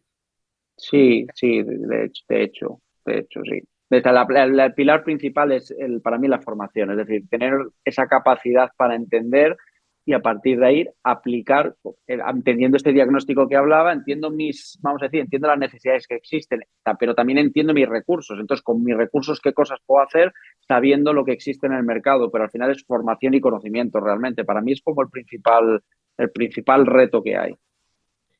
Isaac, un poco tú. Y luego también la famosa pregunta que de hecho había alguien que lo puso por ahí sobre, bueno, pero es que la inteligencia artificial va a quitar puestos de trabajo. Desde luego en los museos no creo, ¿no? La respuesta igual no nos gusta, pero sí. O sea, pero va a quitar puestos de trabajo, pero va a crear otros. Creo que Va a crear lo que está por ver es se crea en los museos o se crea en alguien que trabaja para un museo, pero no en el museo propiamente. Es decir, quizá el museo siga estando ahí, pero ahora para visitar un museo se utilizan unas gafas de realidad virtual. Quizá la exposición que haga, que tengo ahora mismo, tenga también que tener una copia de esa exposición, un gemelo de esa exposición en Internet. Quizá la cosa cambie. Entonces, no lo sé. Bueno, vamos a ver. Yo debería ser el último en aprender de lo que os han contado tanto Borja como Oscar. La inteligencia artificial debería ser lo último. Aunque nos parezca que es lo que hay que hacer ahora y es lo que más tal.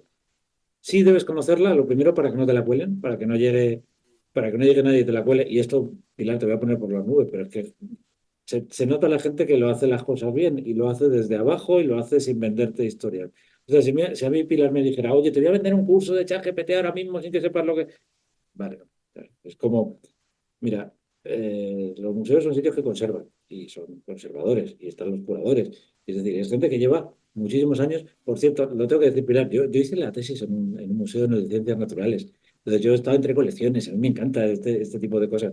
Pero entiendo que son sitios en los que las cosas sí hay que hacerlas bien. Y hay que hacerlas bien porque sois conservadores de legados y hay que hacerlo muy bien. Y no, esto no es me cojo la primera cosa que hay. Pero, pero empecemos por lo básico. Y luego también aprendamos terminología, aprendamos de esto para que no, para ver lo que necesitamos. Entonces, yo lo primero que haría de verdad es un plan, no porque le ha hecho Borja, vale, no lo explica muy bien, pero lo primero es, oye, ¿para qué? ¿Qué necesito? Y el que necesito no es la tecnología, o sea, no es tengo que tener el nuevo TikTok o el nuevo tal, que, oye, lo de ver museos por TikTok, esto me ha matado. O sea, yo lo intentaré, pero vamos. Pero sí es eso, o sea, empezar con entender, pues eso, qué me puede valer y qué no, y luego cuánto me cuesta valer cada una de las cosas. Es decir, os cuento, tonterías. Yo, cuando estas cosas que yo hace 15 años en un museo, decía, no, pues vamos a escanear en 3D todas las piezas porque entonces queda muy bien. Sí, está muy bien la parte tecnológica, pero es que funciona de otra manera. Es que los museos tienen que ser eso. Sin embargo, toda la parte de digitalización es que la tienes que hacer, porque si tu museo no lo tiene y te vas con un chaval de 15 años a un museo, pues no lo mira. No porque no quiera, sino porque está educado en otra forma de hacer las cosas. Entonces es combinar un poco todo. ¿Por dónde empezar? Pues en lo mío es lo que os digo, pues por saber lo que hay y por saber el peligro real que tiene. Es que incluso la terminología es importante, no es peligro, sino lo que me puede impactar o no, o lo que me puede dar ventajas. Y dentro de eso, pues de todas las que hay, pues intentar centrarme. Y luego, hay muchas herramientas que te quitan trabajo tonto. O sea, tenemos que hacer muchas veces mucho trabajo tonto. Yo lo reconozco, yo tengo que mandar invitaciones a veces a eventos y ChatGPT es una ayuda cojonuda. O sea, yo sigo teniendo que mandar, sigo teniendo que hacer todo, pero tal cual yo hago mi invitación básica y luego le digo, pónmelo bonito. O sea, es decir, son ayudas, son herramientas que te pueden ayudar, pero yo no estoy tan loco para decirle, toma un Excel, mándame la convocatoria de esto. O sea, siempre yo lo miro. Entonces, un poco eso, entender que son herramientas que las que puedo usar y entender un poco hasta dónde puedo hacer. No sé si te he contestado más o menos. Perfectamente, Óscar. Ciberseguridad en un museo pequeño también. Sí, a ver, el 97% de los, estos son datos oficiales, incluso del Ministerio del Interior, el 97% de los datos, de los ataques son oportunistas. Es decir, que no persiguen un objetivo concreto, sino que lo lanzan al ciberespacio, los ciberatacantes, y a ver quién cuela, a ver quién pica, ¿no? Y por eso no tanto depende de qué tipo de empresa sea, sino de los recursos que invierta en materia de ciberseguridad y de la formación que tengan los usuarios en materia de ciberseguridad. Antes lo decíamos, los dos componentes básicos son qué defensas a nivel software, hardware tengo en mi sector, en mi empresa, mi casa, tal, y qué formación tengo para saber detectar, ¿no? Si juntamos esos dos componentes, estamos hablando de que nos podemos proteger en un 99% de los casos. Siempre va a haber un 1% porque ningún sistema es infalible, ninguna persona tiene el 100% de los conocimientos. Por esto de lo que hablábamos, es decir, que esto está en continua evolución y por desgracia siempre hay alguien más listo en el lado del mal que avanza un nuevo ciberataque que no es conocido por los del lado del bien y por lo tanto siempre va a caer alguien nuevo en una trampa nueva que no conocía anteriormente, ¿no? Por lo tanto, ahí sí que también va mucho de formación continua, ¿no? Es decir, no vale conformarme hoy y ya me olvido. Esto también va de estar al día de lo que va ocurriendo y por lo tanto, de estar permanentemente al tanto de lo que está ocurriendo en este mundo, ¿no? Sin embargo, el impacto económico sí tiene mucho que ver con el tipo de empresa. Es decir, hay datos oficiales. Las empresas por encima de 1.000 trabajadores, es decir, las grandes corporaciones, el impacto de los ciberataques está evaluado por encima de los 330.000 euros. Es decir, un ciberataque en una empresa de más de 1.000 trabajadores tiene ese impacto económico. En empresas entre 10 y 50 trabajadores, que es donde se concentra el mayor número de ataques, de ciberataques producidos en este país, el impacto económico que sufren esas empresas está evaluado en torno a 25.000 euros, el coste de un ciberataque. Por lo tanto, estamos hablando de una cantidad importante, ¿no? ¿Pero dónde está el problema? Es decir, en que tengamos los recursos materiales, que tengamos los medios para poder estar al día en esos recursos tecnológicos y que estemos al día a nivel de formación en elementos de ciberseguridad. Allí donde haya un ordenador conectado a la red o donde haya un móvil conectado a la red y ese móvil o ese ordenador esté trabajando con datos primordiales de la empresa, ya hay un riesgo. Y por lo tanto, hay que poner los recursos para evitar que eso ocurra, ¿no? Y con el debate de los puestos de trabajo. Esto es recurrente en la historia. Es decir, ocurrió en la Revolución Industrial, que se hablaba de todas las pérdidas de empleo que se iba a producir. Se produjo la reconversión industrial en España, que también se habló de esas importantes pérdidas económicas y ahora estamos en 21 millones de afiliados de la Seguridad Social. Al final, como decía Borja, como decía Isaac, lo que va a hacer la inteligencia artificial es ser más productivo y por lo tanto va a generar nuevas oportunidades también de empleos. Al ser más productivo, al hacer las tareas más rápido, va a caber la posibilidad de que se generen nuevas posibilidades de negocio, nuevas empresas y por lo tanto más actividad económica en otros sectores. Nos va a obligar también a reciclarnos, es decir, a que sepamos manejar esas herramientas para que seamos más productivos en nuestro sector.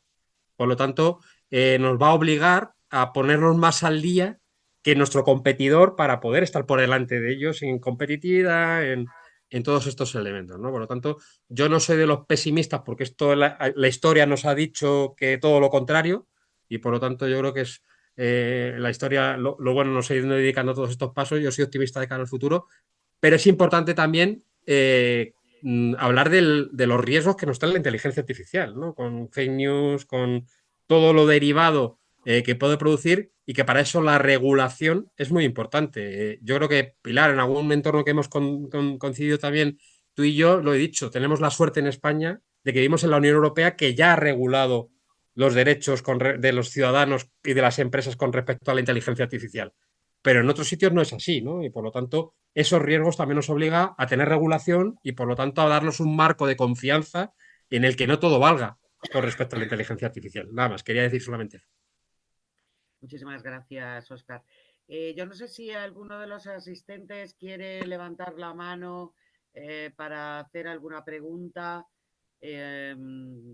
porque, bueno, pues ya digo, tenemos gente de, bueno, María José, a ver, María José, sí, ya está. Hola, buenas tardes. ¿Me escucháis? Alto y claro, María José. Muchas gracias. Buenas tardes. Soy María José, Calvo, soy profesora del máster de museología y de algunos de los cursos de los de Liceus. Y yo quería hacerles una pregunta a los tres un poco en conjunto. Como profesor del máster de museos, lo que me encuentro en un alto porcentaje de casos es que los alumnos están interesados en hacer pequeños proyectos para sus localidades, sus pueblos, un pequeño museo en un pueblo de Toledo, por decir así, o de Extremadura y demás. Y claro, esos, como decía antes Pilar en su intervención, no puede, a lo mejor no tienen más de 2 o 3 personas de contratación, o a lo mejor llegan hasta 10. Entonces, ¿qué herramienta podríais vosotros aconsejar para ese tipo de... No son museos, muchas veces son realmente centros de interpretación, para que esa seguridad y esos ciberataques y demás temas que tienen que ver con el tema informático puedan implementar ellos y que sea de un coste relativamente asequible y que les pudiera servir para esos pequeños centros de interpretación o pequeños museos que no es un museo del Prado, sino que es algo muy pequeña escala. Gracias. Un curso, María José. Un curso para todos las personas que trabajen en el museo, sobre todo. Pero vamos, Óscar, tienes la palabra. Lo ha dicho muy bien, Pilar. Es decir, yo lo decía en mi intervención, el 95% de los casos se produce por desconocimiento de los usuarios. Por lo tanto, el estar formado, y no significa, es decir, cuando hablamos de formación en ciberseguridad, no significa hacerse informático. Es decir, no. Simplemente es tener los conocimientos de cómo se pueden producir ese tipo de ataques para poderlos detectar y, por lo tanto, estar prevenidos. Hay formaciones para personas que no tienen ningún tipo de conocimiento informático, pero sí que te dan las herramientas y los recursos para poder detectarlos, ¿no? Y por lo tanto ponerte en alerta ante lo que pueda pasar, ¿no? Y en estas formaciones, además, se suelen dar los elementos que tú puedes tener en cuenta en tu equipamiento informático, para entendernos así, que son muy básicas, que no requieren de una inversión económica muy fuerte. A ver, cada empresa es un mundo, ¿eh? Y hay que ver también las condiciones y las circunstancias de cada proyecto y hacer una definición adecuada a todo, a esa realidad. Pero con elementos muy básicos que debemos saber, como por ejemplo las actualizaciones de los ordenadores. Es decir, el que yo tenga un Windows 11 perfectamente actualizado al día y que tenga los drivers perfectamente actualizados y tal, me está quitando muchos de los problemas. Hay una página que tú puedes ver qué qué ordenadores están conectados a la red que no están al día en actualizaciones, que tienen Windows 10, Windows 7, que todavía los hay, Windows XP, es decir, todos esos ya no tienen soporte y tienen agujeros de seguridad muy serios. Yo puedo hacer una búsqueda en Internet de esos equipos y lanzar un ataque porque me va a decir la IP en la que está conectado. Por lo tanto, el tener un equipo al día es muy básico, por lo tanto, eso te cuesta dinero, pero eso es formación. Es decir, es saber con lo que tengo y con los recursos que tengo cómo optimizo la seguridad sin tener conocimientos informáticos, ¿no? Por lo tanto, yo creo que ahí está la clave, ¿no? de todo. ¿Alguien más? Yo, si quieres, le digo, o sea, complementando esto, que saber qué comprar. Y esto es un poco lo mismo. Claro, eso me No es refería, solamente sí. desarrollarlo porque no tiene sentido. Pero oye, lo mismo, pues ahora tenemos Fondo Next Generation, tenéis el kit digital, tenéis, o sea, tenéis las ayudas del Ministerio de Cultura, que de repente te llega un poquito de dinero y no sabes qué hacer con él. Y además no lo puedes dedicar a colecciones, que sabemos que es a lo que todo el mundo quiere dedicarlo, o a la parte museística. Pero lo mismo, pues no matemos moscas a cañonazos, sentémonos, pensemos qué necesitamos. Y qué necesitamos a veces no es una pregunta tan fácil. O sea, es decir, sí, molaría tener la mega aplicación que me hace realidad virtual y encima luego me hace un recuerdo, ¿qué tal? A lo mejor necesito una aplicación como gestiona el tío de las entradas, que el hombre lo está haciendo como puede y tengo simplemente que conseguir hacer facturación digital, por ejemplo.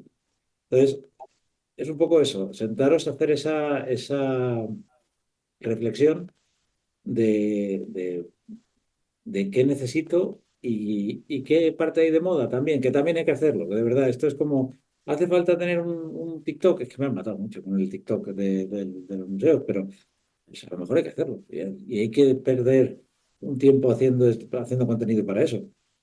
No lo sé, o sea, dependerá de cada uno. Yo, María José, te podría decir, ¿vale?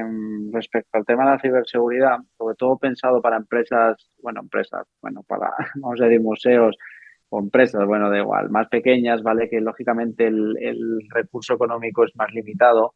Actualmente existe una tendencia, sobre todo por empresas consultoras de ciberseguridad, que se han normalmente enfocado a la empresa grande, ¿no? Donde hay más chicha quizás en el sentido de consultoría y tal, pero empieza a surgir una gran necesidad, que lo comentaba Óscar ahora, ¿no? De que realmente la mayoría de ataques se realizan a empresas pequeñas, ¿no? Entonces empiezan a dar servicios para pymes, que al final no deja de ser un poco lo mismo que estamos hablando, una parte de capa formativa básica, tipo, les pongo un ejemplo, con una empresa que colaboro, pues de vez en cuando recibimos correos tipo, el CEO te está pidiendo dinero, y dices, pues estás... a lo mejor yo lo he visto varias veces y sé que no tengo que hacer nada, pero a lo mejor hay alguien que sin querer hace clic en un correo y realmente muchas veces a mí, corregime si me equivoco, pero muchas veces vienen por este tipo de puertas de entrada que son chorradas, pero que vas rápido y lo abres, ¿no? Entonces, una parte como digo, consultoras que ofrecen precios bastante asequibles porque, bueno, te dan servicios y coberturas básicas y te pueden cubrir, ¿no? Entonces, bueno, eso es una opción aparte de la formativa que para mí sería el 90% del problema habitualmente, ¿no? Pero sí. ¿Alguien más quiere preguntar? Yo creo que ha quedado todo tan claro que me parece que lo que tenemos que hacer ya es desarrollar ya los programas formativos y mandarlos para ver, bueno, pues a cuánto de los asistentes y no asistentes les pueden interesar, porque yo creo que cualquiera de los temas que habéis comentado esta tarde, pues lógicamente son dignos no de uno, sino de varios cursos. Y bueno, como siempre hacemos, informaremos puntualmente a nuestros alumnos y a gente que nos sigue de cualquier propuesta formativa que hagamos en un futuro. Bueno, si no hay nadie más que quiera preguntar algo, yo por mi parte doy por finalizada también este seminario. Os agradezco, bueno, reitero mi agradecimiento, Borja, Isaac, Oscar, bueno, todo el equipo de Apertum Digital, que habéis estado, como siempre, magníficos, y espero que nos encontremos en futuras formaciones en donde ya os tendremos, no en breve, sino en versión extendida, como el Señor de los Anillos. Muchísimas gracias a todos los asistentes. Sé que además es un esfuerzo importante porque me consta que, bueno, pues ya digo, desde el Museo Nacional de Bellas Artes en Argentina, desde Honduras, desde distintos sitios, nos habéis estado siguiendo durante esta casi hora y media, que ya es mérito. Así es que no queremos robaros más tiempo. Recordaros que, y además así se lo comunicaremos a todos los que estaban inscritos, que había cerca de 100 personas. Este webinario se queda grabado y enviaremos el enlace para que aquellos que no hayan podido terminar de estar hasta el final con nosotros o que no hayan podido asistir finalmente lo puedan ver. Repito, hasta el próximo webinario, hasta el próximo día. Isaac, Borja, Óscar. Un placer. Muchísimas gracias a todos por dejarnos estar aquí un ratito. A vosotros. Hasta ahora. Un Hasta fuerte luego. abrazo. Adiós.